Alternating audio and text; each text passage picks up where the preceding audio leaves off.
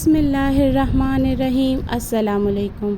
आज मैं आप लोगों के साथ जो रेसिपी शेयर करने जा रही हूँ ये है बीफ मुट्ठी गोला कबाब की है। और जिस तरह से मैं आपको बनाना सिखाऊंगी ये बनाना बहुत ही ज़्यादा आसान और ये बिल्कुल बहुत ही ज़्यादा मज़ेदार और मुंह में घुल जाने वाले होंगे।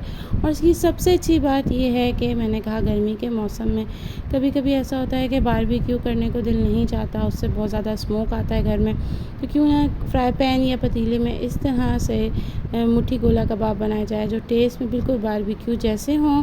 सबसे पहले मैंने 1 केजी जो है वो गाय का गोश्त ले लिया था और इसको जो है बिल्कुल बारीक जो है वो मैंने पिसवा लिया था। आप भी कीमा बिल्कुल बारीक पिसा हुआ लिएगा। इसके बाद मैंने धनिया पाउडर डाला, पिसा हुआ और भुना हुआ 2 टेबल स्पून।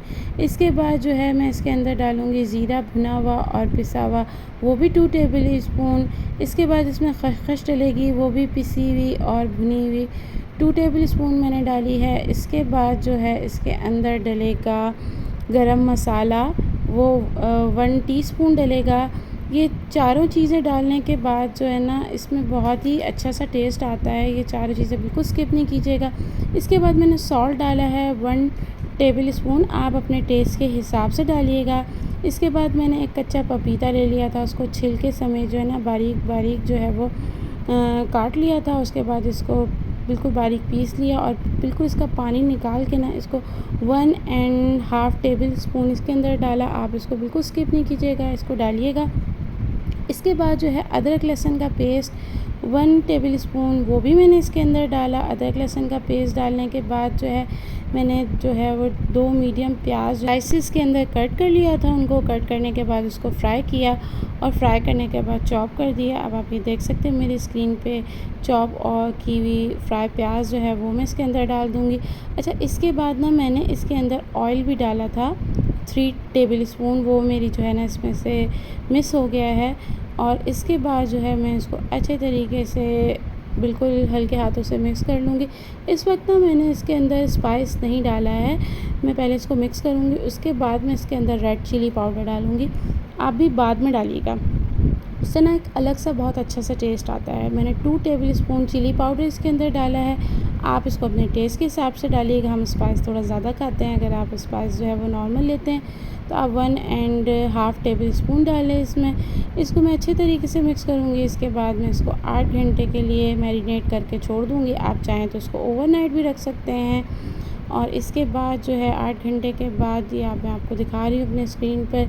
मैं अब इसके जो है वो मुट्ठी गोला कबाब बना रही हूँ। पहले मैंने थोड़ा सा कीमा हाथ में लिया, इसको हाथों से प्रेस कर लिया और प्रेस करने के बाद इसको ओवल शेप दे दी। आप ये देख सकते हैं मेरी स्क्रीन पे ये जो है ये मेरे मुट्ठी गोला कबाब बन रहे हैं। इसी तरह से मैंने 1 बाय 1 तमाम अपने गोला कबाब बना लिए हैं। और बनाने के बाद जो है अब मैं इसको शैलो फ्राई करूँगी। ये आप देख सकते हैं मेरी स्क्रीन पर। इसको हम डीप फ्राई नहीं करेंगे, ये शैलो फ्राई होंगे। अब ये देखिए आप मेरी स्क्रीन पे ये कुछ रेडी है और कुछ अभी मैंने बनाने हैं। अब मैंने एक पैन ले लिया और इस पैन के अंदर जो है मैंने थोड़ा सा ऑयल डाल दिया। ऑयल ना आपने जस्ट इतना डालना है कि आपका फ्राई पैन जो है वो नीचे से थोड़ा ग्रीस हो जाए। इसके बाद ये जब थोड़ा सा ऑयल गर्म हो गया तो इसके बाद मैं अपने मुट्ठी गोला कबाब जो है इसके अंदर डाल रही हूँ। ये तकरीबन एक साइड से जो है ना वो 5 मिनट के लिए फ्राई होंगे। फिर इसकी साइड को पलट के जो है हम 5 मिनट से के लिए दूसरी साइड से फ्राई करेंगे। 2-3 मिनट जब ये फ्राई हो जाएं तो आप इसकी साइड को चेंज कर मतलब थोड़ा सा ना इसको एडजस्ट कर लीजिएगा, हिला दीजिएगा जगह से, ताकि जो है ना ये फ्राई पैन के साथ चिपके नहीं। जब ये एक साइड से गोल्डन ब्राउन फ्राई हो जाए तो साइड चेंज करके इसको दूसरी साइड से जो है फ्राई कर लीजिएगा।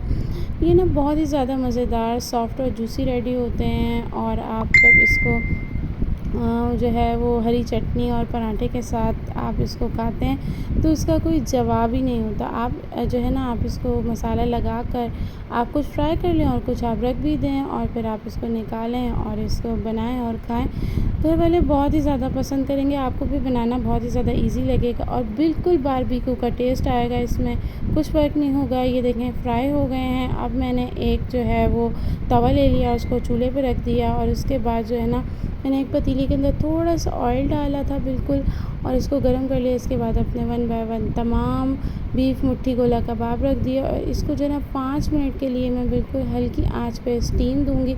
इससे नहीं और ज़्यादा अच्छे सॉफ्ट हो जाएंगे। इसके बाद मैंने कोयला गर्म कर लिया था, वो इसमें रखा और इसके ऊपर ऑयल डाल के इसको ऊपर से बिल्कुल बंद कर दिया। 10 मिनट के लिए छोड़ दूँगी। उसके बाद इसमें इतनी अच्छी खुशबू अंदर रच बस जाएगी ना कि कोई जवाब ही नहीं है। अब ये रेडी हो चुके हैं, मैं इसको सर्विंग प्लेट में निकाल रही हूँ। 1 बाय 1 मैंने तमाम अपने गोला कबाब जो हैं वो अपनी सर्विंग ट्रे में निकाल दिए हैं और इसके बाद इसको मैं गार्निशिंग कर लूँगी थोड़ा-सा खीरा और प्याज के सलाद के साथ। आप इसको जो है वो हरी चटनी खीरा और प्याज के साथ खाइएगा, ये बहुत ही ज़्यादा मज़ेदार लगेंगे।